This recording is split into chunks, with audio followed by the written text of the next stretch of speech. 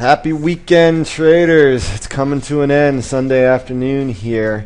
And this song is very fitting. Can't Get No Satisfaction by the Stones. After last week's trading action, there was almost no volatility. Few of the majors broke records, 4-year records, for the lack of price movement. And this is an example of summer trading at its best. And now the question is, how long will this go on for? A market should pick up by the end of the month, or we could see some news out of Europe or even North America that could cause a little bit of stir in things, and we could get a move one way or the other. But at this current juncture, it is frustrating at best to sit and try to predict what's going to happen in the markets when we have almost no price movement. I mean, let's look at an example. Look at the Great Britain USD cross. You can see that the pair, basically stayed in a 60 pip range for most of the week. It's pretty hard to make an educated guess and to try to squeeze some pips out of that. But let's take a look at all the majors. We'll start at the Euro USD. As you can see, the euro has pretty much been contained by the fibs from the move higher from the beginning of the week, from this squeeze higher. The pair have, as you can see, moved all the way up to 124.40, but now into last week, the pair has found strong support at the 0.618 fib from that move higher, which comes around basically at 122.50. You can see that that level supported the pair not once but twice, and then on Friday the pair moved down not all the way to this 0.61 level, but the 50 fib at 122.90.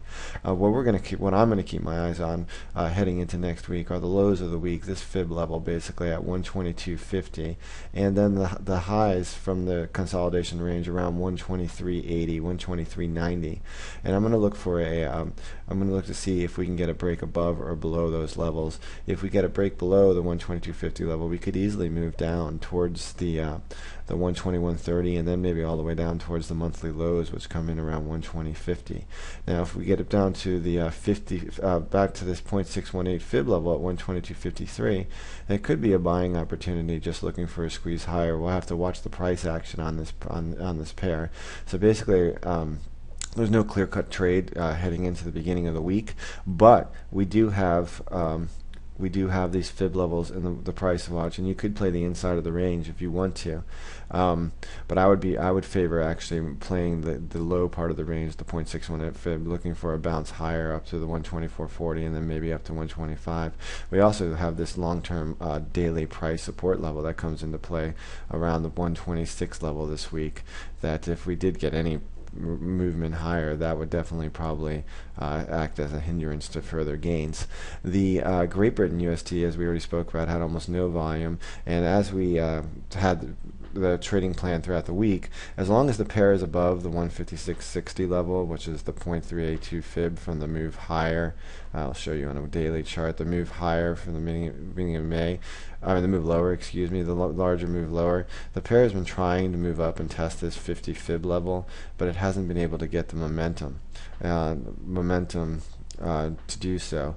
So what we're going to look at right now is, as long as we stay above this 0.382 fib, looking for eventually a push back to the 157.50 level, and then a break higher towards 157.82. Now, if we break below this 156 level, we could quickly move down to test probably the trendline support, which is going to come in right about now, probably about 155.90, and that should act as solid support with a trend line. You can see that the trend is higher in this pair right now. It's been creating daily, it's been creating higher highs and lower lows. So it looks as though it wants to move higher, but it can't find any follow through with lack of volatility in the markets right now.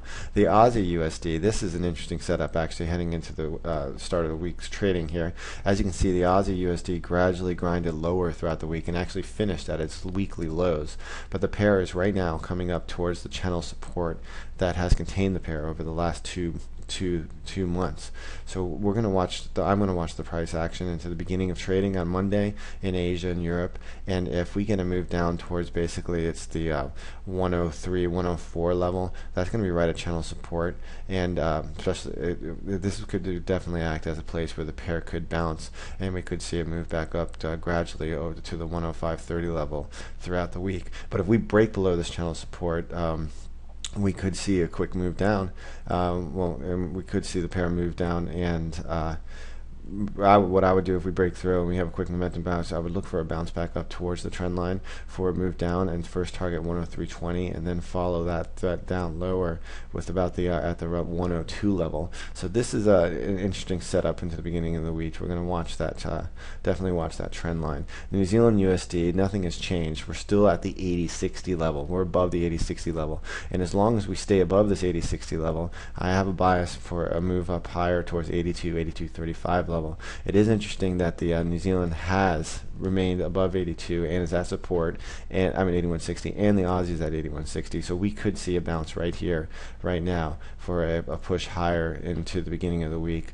Of course, if we do break below, the first level of support is the 80 level, followed by the 78.60 level. The CAD, interesting, just continues to move lower.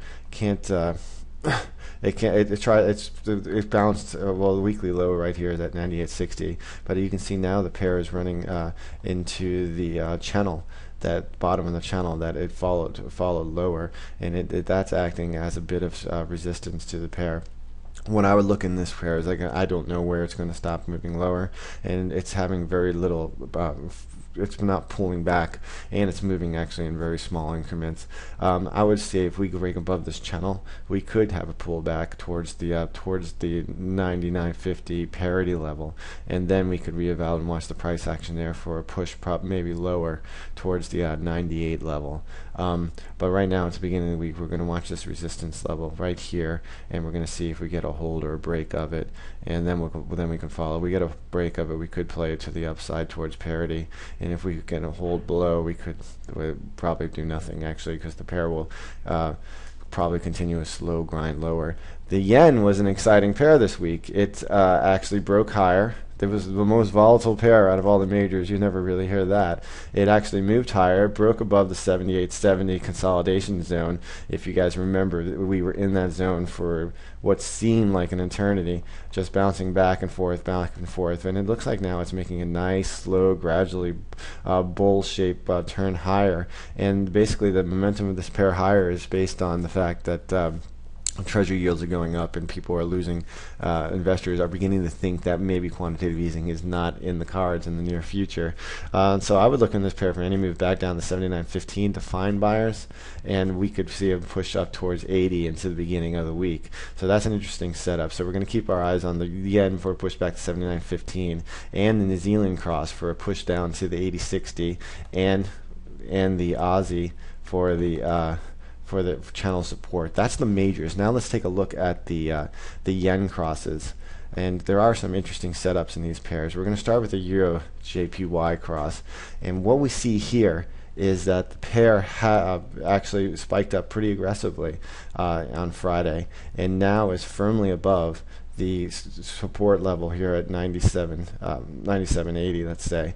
And if we can get a solid into the beginning of the week, a solid 4-hour candle above this without a wick even going below, that could be a good buying opportunity for it, and we could see a move gradually and slowly over the next coming weeks back up towards the 101 level. But if we break back below this level, this resistance, this support level, we could see a retest of the lows, probably all the way down here about 96.70. So it's an interesting setup, a pivot right here, and I would want to confirm 4-hour candle close above or below that line before I would make any move. But this is encouraging right here with the close above strong resistance.